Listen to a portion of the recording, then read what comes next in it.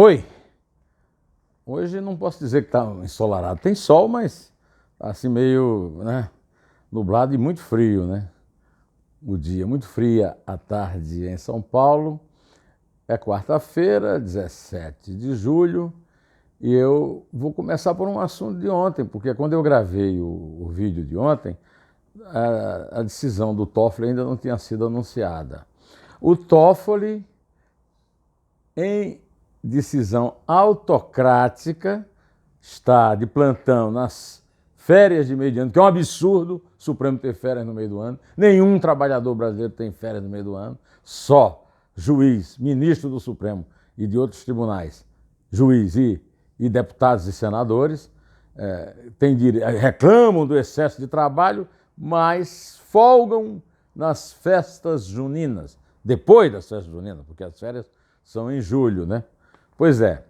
Então, a Sua Excelência, o senhor presidente do Supremo, que não me surpreende, fez uma verdadeira, digamos, um favor.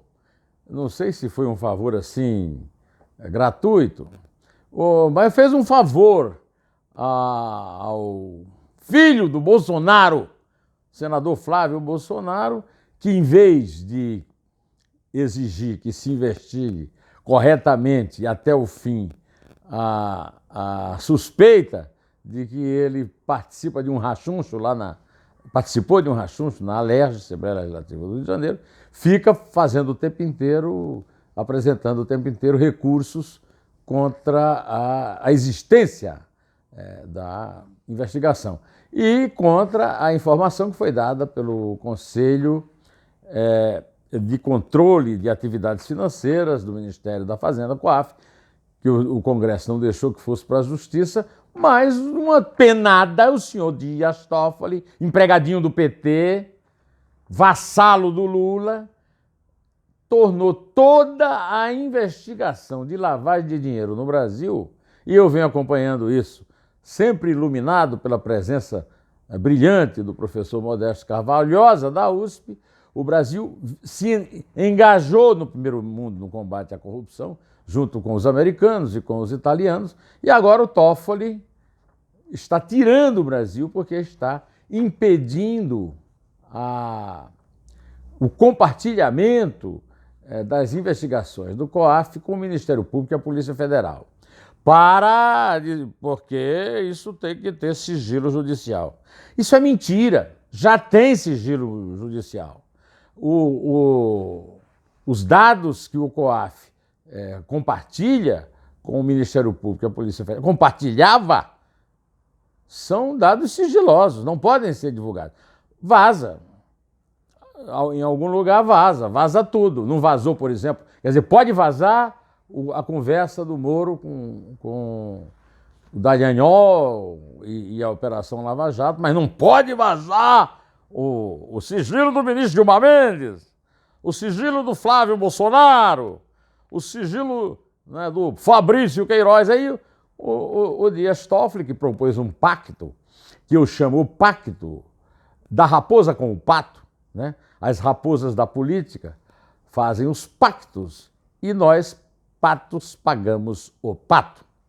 Pois então, numa cartada só, ele beneficiou, por exemplo, o PCC, Primeiro Comando da Capital, de quem o seu colega e companheiro de censura do antagonista e da revista Cruzoé, foi advogado em São Paulo, né?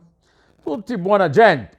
Pois bem, os advogados estão comemorando, né? Principalmente os advogados do PT, que querem acabar com esse negócio de investigação de lavagem de dinheiro, os advogados do PCC, os advogados do Fabrício e do filho do Bolsonaro e por aí afora. Olha, essa gente não tem limites, viu? Não tem mesmo.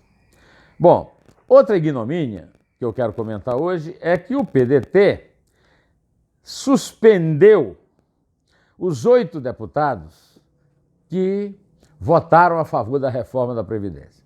O partido faz uma campanha que não se sustenta, não tem uma proposta contra a reforma da Previdência apresentada pelo governo e depois adotada pelo Rodrigo Maia, pelo Samuel Moreira e pelo Marcelo Ramos, e aí suspende. Não tem moral para expulsar, suspende. Né? É coisa de covarde, sabe? Covarde que bate em mulher, porque só a Tabata está aparecendo nesse processo, muito embora os outros sejam homens. Né? Eu vou até, em homenagem às pessoas que estão sendo...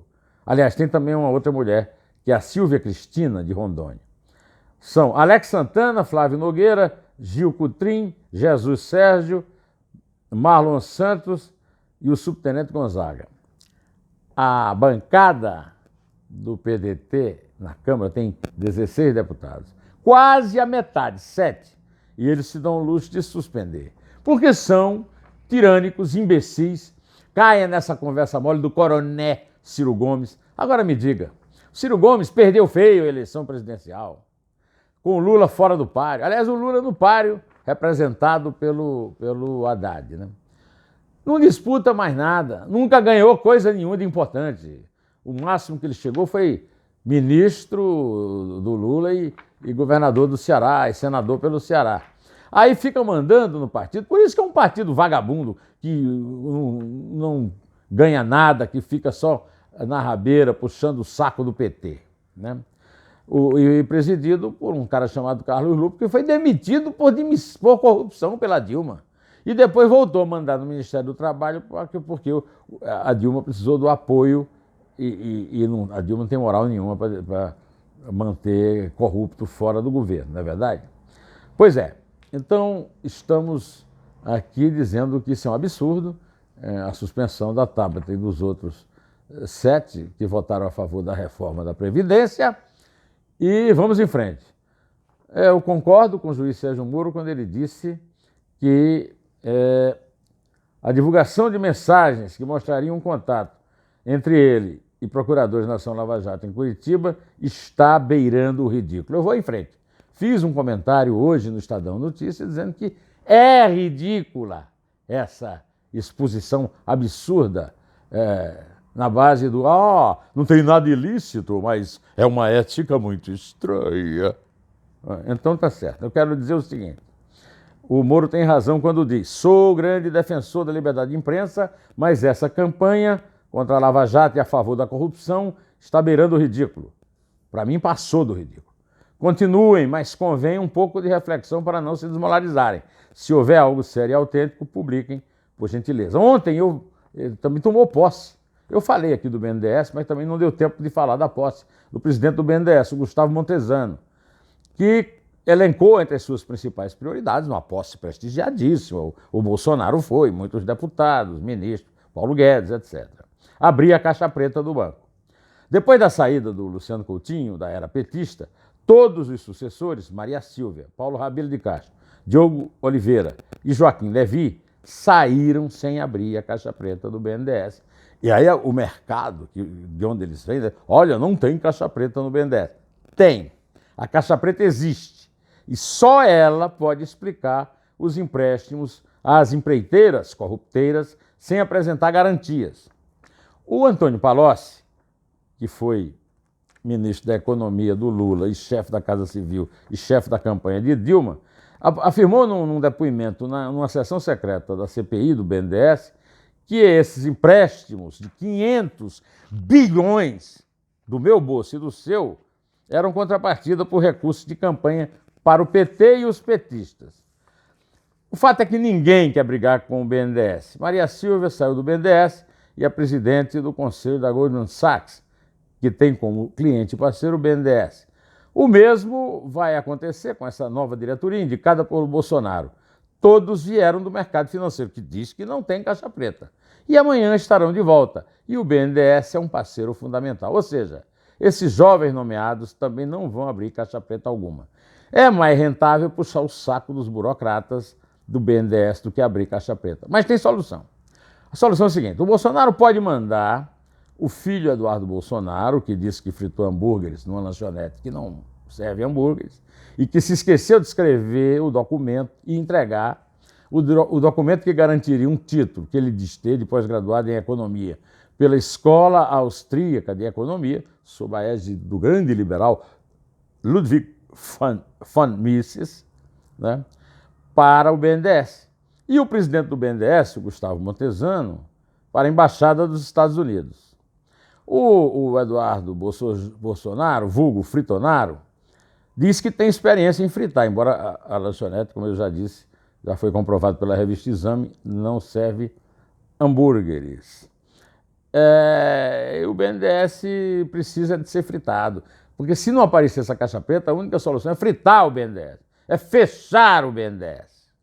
Né? Nas embaixadas não tem nada para fazer depois do advento de telefone, fax, e-mail, etc. É uma sinecura, um baronato moderno.